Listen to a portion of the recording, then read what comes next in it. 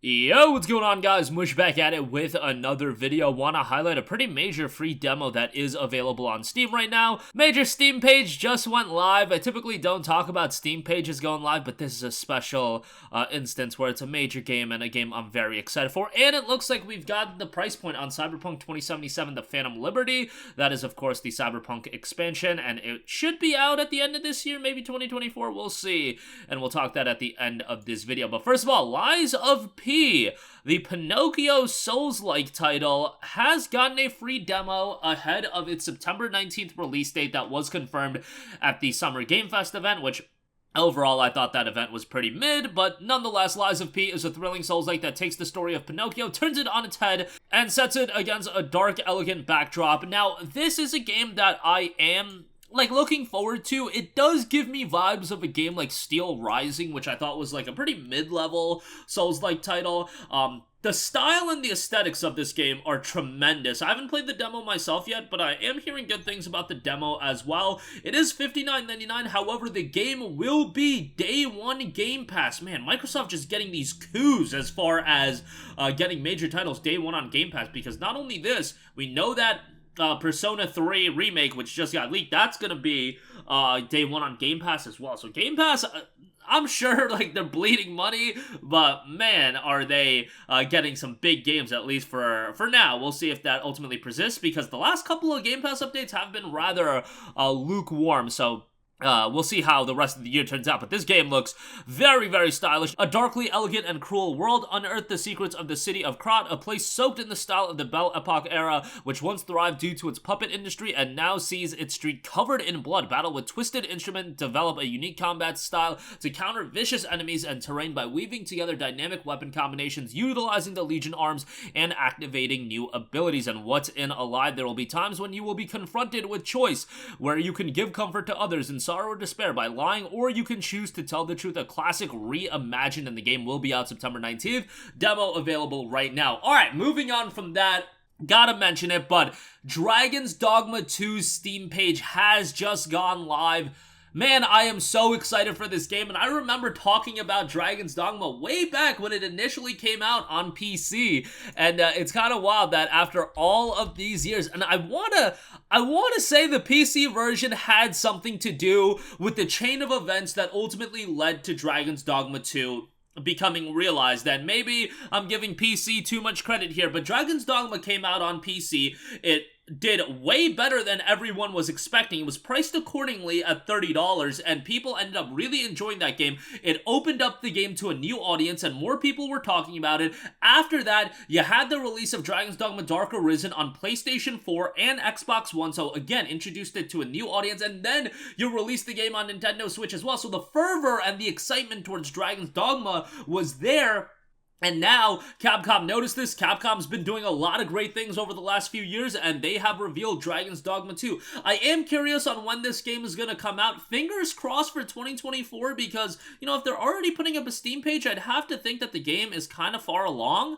Relatively speaking. I mean, the game's probably been in development for a while, so the last year of development is pretty far along. Dragon's Dogma 2 is a single-player, narrative-driven action RPG that challenges the players to choose their own experience from the appearance of their arisen, their vocation, their party, how to approach different situations in a truly immersive fantasy world. Now, in this long-awaited sequel, the deeply explorable fantasy world of Dragon's Dogma 2 awaits. On your journey, you'll be joined by pawns, mysteriously otherworldly beings, and adventure so unique you'll feel as if accompanied by other players while on your own adventure. All of these elements are elevated further through physics, technology, artificial intelligence, and the latest in graphics to create a truly immersive fantasy world in Dragon's Dogma 2. So, man, Capcom been firing on all cylinders. Resident Evil 4 Remake, tremendous. Street Fighter 6, tremendous.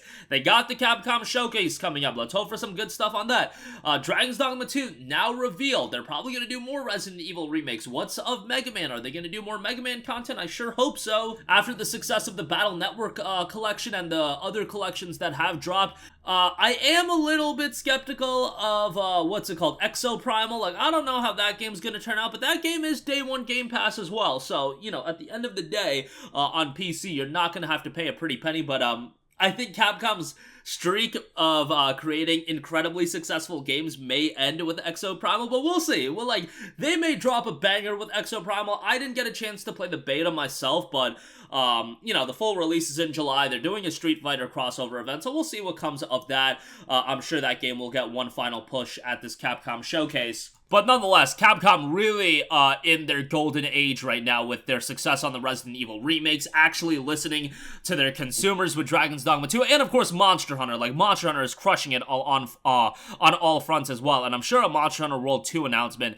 is imminent, or maybe not imminent. Like, I don't know if we'll see it at the showcase, but it'll probably be happening sooner rather than later, with Rise, I believe, getting its final content update. So there you go with that. Lastly, I do want to note Cyberpunk 2077 Phantom Liberty will be showcased sometime this week as a part of Summer Game Fest Play Days. We'll probably get gameplay and all that good stuff with the game, but it is looking to be a pretty sizable expansion, as the price point has leaked over on GOG. The Phantom Liberty was listed to cost €29.99, which is equivalent to about $34.99. So if it's a $35 price tag for the expansion, that would be more expensive than both of The Witcher 3's expansion with Hearts of Stone and Blood and Wine. Hearts of Stone was $9.99, Blood and Wine was $19.99.